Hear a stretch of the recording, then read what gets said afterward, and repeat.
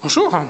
Bonjour, et bien, bienvenue à l'ESPCI ParisTech, une école à la fois qui fait de la recherche, de l'enseignement bien sûr, et des applications.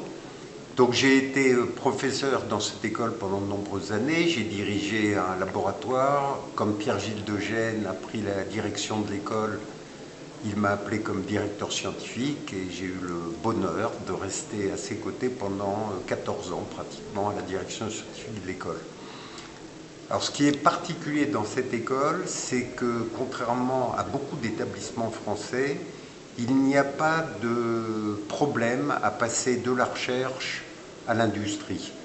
C'est un des rares endroits où le préjugé n'existe pas. D'ailleurs, le nom de l'école a changé au cours du siècle passé, puisque à l'origine c'était l'école municipale de physique et de chimie industrielle, et c'est devenu l'école supérieure de physique et de chimie industrielle, et vous voyez que le industriel, le I de industriel est resté. C'est donc une volonté forte. Alors je cite souvent l'exemple, quand on me dit un chercheur travaille pour le progrès de l'humanité et à ce titre ne doit pas s'intéresser au monde de l'argent, le monde industriel. Et pour justifier cette position, très souvent, on cite Pierre et Marie Curie, qui sont en France les chercheurs par excellence. Eh bien, Pierre et Marie Curie, les Curie, de façon générale, y compris Jacques, le frère de Pierre, ont déposé des brevets et ils ont fait fabriquer des instruments sous licence. On a à l'entrée de l'école un petit musée où on montre des instruments brevetés par les Curie. Donc vous voyez, cette tradition est très ancienne, depuis 1890, disons. Et donc cette tradition a continué avec de grands chercheurs comme Paul Langevin qui a introduit en France en partie la relativité, un ami d'Einstein. Le même Paul Langevin, c'est lui qui a inventé le sonar et il a déposé un grand nombre de brevets pour protéger le sonar. Donc voilà deux exemples anciens. Alors il y a des exemples beaucoup plus récents. Georges Charpak, qui a été dans notre école après le CERN, a déposé ici pas mal de brevets, et en particulier dans le domaine de l'imagerie médicale. Ça nous a conduit à créer une start-up. Et cette start-up, après des années d'efforts et de travail, a été introduite en bourse il y a 2 ans à peu près. D'accord, alors, en quoi... Vous avez eu d'autres activités en dehors de l'enseignement ici? Donc mes activités principales donc, pendant des années ont été essentiellement l'enseignement et la recherche.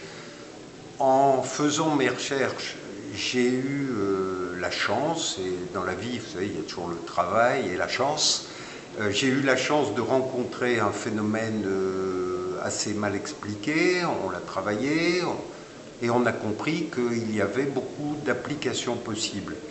Donc j'ai commencé à prendre des brevets, j'ai donné des licences à des sociétés industrielles, et puis un jour, un brevet qui marchait très bien m'a fait découvrir une réalité de la vie. Quand un brevet ne marche pas, il n'y a pas de problème. Quand il marche un peu, il n'y a pas de problème. Quand il marche trop bien, il y a des problèmes. Et donc, j'ai eu une aventure dans laquelle un brevet qui marchait bien, l'industriel qui l'exploitait, un jour a eu assez de payer des redevances et il m'a dit j'arrête. Donc, je lui ai dit naïvement, mais il y a un contrat. Il m'a dit oui, attaquez-nous.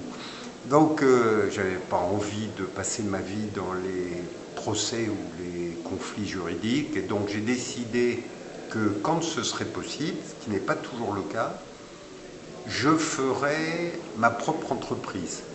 Et donc, j'ai eu une nouvelle vie de créateur d'entreprise. Donc, j'ai créé des entreprises et certaines ont échoué, certaines ont réussi. Et un des messages que je passe souvent aux chercheurs ou aux jeunes, c'est de leur dire acceptez l'échec. L'échec fait partie de la vie. Dans notre vie normale, on a des échecs. Quand vous créez une entreprise, quand vous tentez une aventure industrielle, il faut tout faire pour qu'elle réussisse, mais il faut accepter que peut-être elle ne réussira pas. Et donc j'ai eu des échecs saignants, mais j'ai eu des succès. Alors ce matin, par exemple, on a eu une conférence d'Éric Carrel, qui était un de mes anciens étudiants, avec qui on a créé pas mal d'entreprises, comme vous avez pu le voir pendant son exposé. D'accord. Et donc là, vous êtes à la tête de plusieurs entreprises. Alors donc j'ai actuellement plusieurs entreprises en high-tech toujours, et puis j'ai créé à l'école, il y a 2 ans et demi maintenant, à la demande du maire de Paris et de la direction de l'école, ce qu'on appelle le fonds de l'ESPCI Georges Charpak, qui est un fonds qui a vocation à aider les étudiants et les chercheurs à se lancer dans l'aventure industrielle. On a la conviction ici que ce n'est pas incompatible. Mener de bonnes recherches et faire de l'application, ce n'est pas incompatible. Georges Charpak faisait de très bonnes recherches, il a eu le prix Nobel, on ne peut pas dire autre chose, mais il a créé des boîtes. Je vous disais il y a quelques instants, l'une d'elles a été introduite en bourse. Donc il n'y a aucune incompatibilité. Et c'est ce qu'avec le fonds de l'ESPCI Georges Charpak, je m'efforce de faire. Alors, à la demande de Monique Cantos-Pervers et de la direction de l'école, j'ai accepté de prendre la responsabilité de créer dans PSL un nouveau département de valorisation. Pourquoi? Parce que PSL regroupe les établissements les plus prestigieux qu'on puisse imaginer dans des domaines extrêmement divers.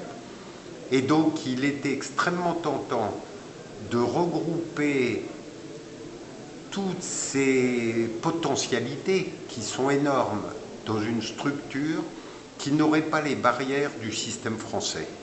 Et donc on essaye à l'intérieur de PSL Valorisation, cette structure qu'on a créée, de permettre le transfert de la connaissance issue des laboratoires vers la réalité économique, soit sous forme de brevet, soit sous forme de création d'entreprise. Alors c'est très récent puisque tout ça est nouveau, ça se met en route, mais pour le moment ça marche très bien.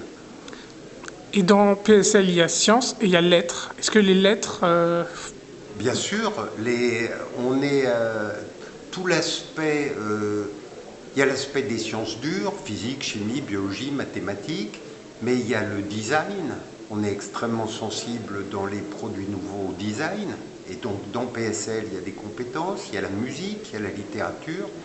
On peut imaginer que de mettre tout ça dans une structure où les gens pourront interagir de manière beaucoup plus simple, parce que vous allez me dire, bien sûr, on peut aller aux Arts Déco, aujourd'hui, on n'a pas besoin de PSL, mais ça change tout d'avoir une structure commune, parce que les gens vont se rencontrer, ils vont parler, ils vont aller dans des réunions ensemble, ça va créer des mélanges de cultures, et j'ai la conviction que le mélange de cultures, c'est une source d'innovation.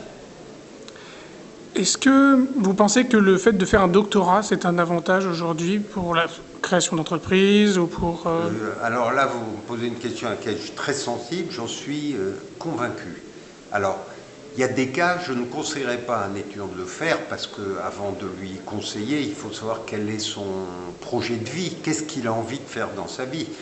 Mais quelqu'un qui a envie de rester dans le domaine au moins un certain nombre d'années, dans le domaine technologique, dans le domaine de la science, alors il n'y a aucun doute dans mon esprit, s'il en a la capacité, il faut qu'il essaye de faire un doctorat. Le doctorat, c'est un passeport international, ça a été dit, mais c'est plus que ça. C'est une formation exceptionnelle pendant 3 ans. C'est un moment unique dans la vie où on peut se consacrer à un sujet. L'étudier, le travailler, en tirer tout ce qu'on peut en tirer, en faire la synthèse, l'écrire sous forme d'un mémoire, en faire une synthèse encore pire, le présenter en 40 minutes. Et donc, pour ces 3 raisons, l'apprentissage du travail et l'esprit de rigueur que ça implique, la synthèse pour en faire un document, l'extra-synthèse pour en faire une présentation orale, pour toutes ces raisons, je pense que c'est une excellente formation. Dernière question en 3 minutes 50. Est-ce que vous auriez des idées pour mieux valoriser le doctorat? Alors, il y a eu énormément de progrès. Il y a quelques années, en France, le doctorat, les industriels disaient « moi je forme mes gens, j'ai pas besoin du doctorat », ce qui était une idée complètement absurde. Mais elle était répandue chez les recruteurs industriels. Pour faire prendre conscience aux industriels qu'ils perdaient une matière précieuse, les gouvernements, indépendamment de leur couleur politique, ont encouragé le recrutement des docteurs par l'industrie, par des incitations fiscales. Et c'est extrêmement efficace. Je trouve que ça a été le moyen le plus efficace pour faire basculer les esprits. Aujourd'hui, une PME ou même une start-up n'a aucun doute. Si elle peut recruter un docteur, elle le fera. Pourquoi? Parce que fiscalement, c'est extrêmement intéressant pendant 2 ans. Alors vous allez me dire, c'est pas une bonne motivation. Et si, c'est une très bonne motivation parce que pendant ces 2 ans, soit ils vont se dire, dans mon business, on n'a pas besoin de docteur, bon, ils auront fait une tentative. Soit ils vont prendre conscience de ce que leur apporte quelqu'un qui a été formé par la recherche et qui a un esprit rigoureux, et ils vont le garder et ils seront rentrés dans le système. Eh bien, merci beaucoup. C'était un plaisir.